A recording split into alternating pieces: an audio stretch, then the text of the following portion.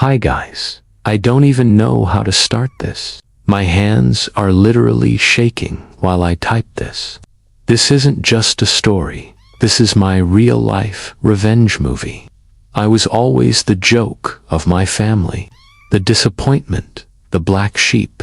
My parents never believed in me. My brother was the golden child, perfect grades, perfect job, always the star. My sister was the pretty one, always going viral online with her makeup tutorials and fake influencer life. And me. They called me a dreamer, a loser, a bum. They said I was lazy because I didn't want a real job. When I said I was starting an online business, they laughed so hard they had tears in their eyes. My dad literally choked on his drink once from laughing at me. My mom would say, "You need to grow up and face reality." Every time I saw them, they roasted me. "Oh, you still living in your friend's basement? How's that online scam going? When are you going to get a real paycheck?" What they didn't know was that I was working in silence. I was eating cheap instant noodles every day, working 18 to 20 hours, sometimes forgetting to sleep. I lost friends. I lost my girlfriend. I lost everything, but I didn't stop. At first, I made just $50 a month, but I kept going. Slowly, I made $500, then $5,000, and then, one day, I hit $50,000 in 1 month. I still remember that day. I cried alone in my tiny room. I couldn't believe it. Then I reinvested. I started new online stores, invested in crypto before it was cool, bought into real estate when everyone thought I was crazy. My money started multiplying. In just a few years, I had millions in my accounts. I bought a luxury penthouse overlooking the whole city, a private villa by the beach, and 3 dream cars, a Ferrari, a Lamborghini, and a classic Mustang. But I stayed quiet. I didn't post flashy pics, didn't tell anyone. My family still thought I was broke. Then last year, they invited me to a huge family reunion at a fancy country club. At first, I was going to ignore it, but then I thought, maybe it's finally time to show them. I showed up wearing my old torn hoodie and dirty sneakers. I wanted to look as pathetic as they remembered. When I walked in, everyone turned to stare. My brother started smirking, my sister rolled her eyes, and my dad gave me that disappointed shake of his head. I sat at the table quietly.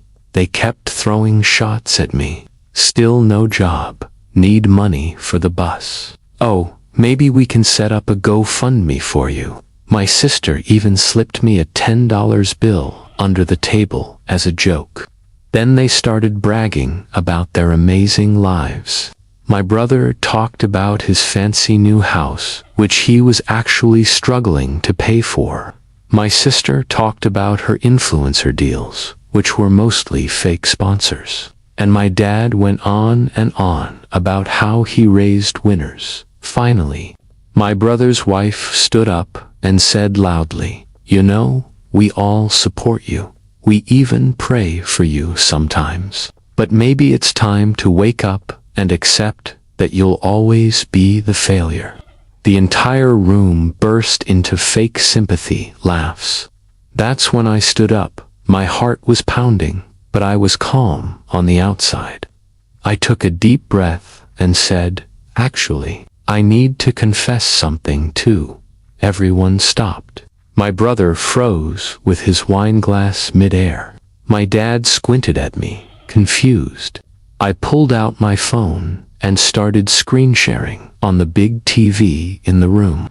First, I showed the deeds to all their houses. Yes, they were all secretly owned by one of my holding companies. Then I showed the car loans, also owned by me, the businesses they worked at, Turns out, I had invested in them years ago and now owned controlling shares. Even the country club we were standing in, I had bought it last month as part of a silent takeover deal.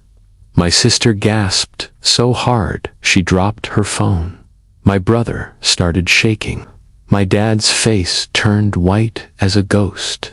Then I turned to my brother and said, "That house you brag about missed mortgage payments last year. I bought it at auction. You pay rent to me now." I looked at my sister. Those fake brand deals, most of them are through agencies I now own. You literally owe me your influencer life. Then I turned to my dad. "It's your business. You remember the mysterious investor who saved you from bankruptcy? That was me. You work for me now."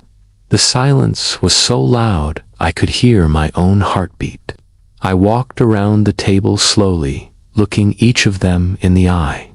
"For years, you laughed at me.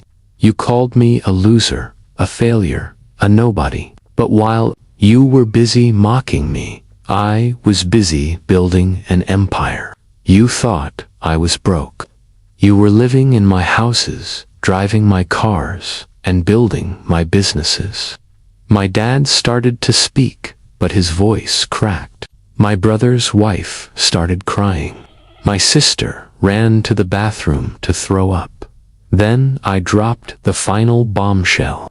I pulled out a stack of eviction notices and termination letters. "Oh, and by the way, you're all officially evicted, fired. You have 30 days to leave." Everyone started screaming and begging. My mom was on her knees crying. My dad tried to hold my hand. My brother was sobbing like a child. I looked at them and said, "I don't need your love, your approval, or your fake apologies. You wanted to see a real man. You're looking at him." Then I turned, picked up my cheap old hoodie, and walked out. Outside, I got into my Ferrari and drove away without looking back. Now, I live in a beautiful country by the sea. I wake up to ocean views, travel wherever I want, eat the best food, and live life on my own terms. Sometimes, I still get calls from them, begging, apologizing, saying they miss me. I don't answer. I learned something important. Sometimes, the people closest to you are your biggest haters. They don't want you to win. They want you stuck beneath them forever. If you're watching this, remember, your success is your loudest revenge. Let your success slap them in the face harder than any words ever could. So, what would you do if you were me? Would you forgive them or let them face the consequences? Drop your answer in the comments below. And if you enjoyed this crazy story, smash that like button. Subscribe for more shocking Reddit-style confessions, and share this with someone who needs to hear it.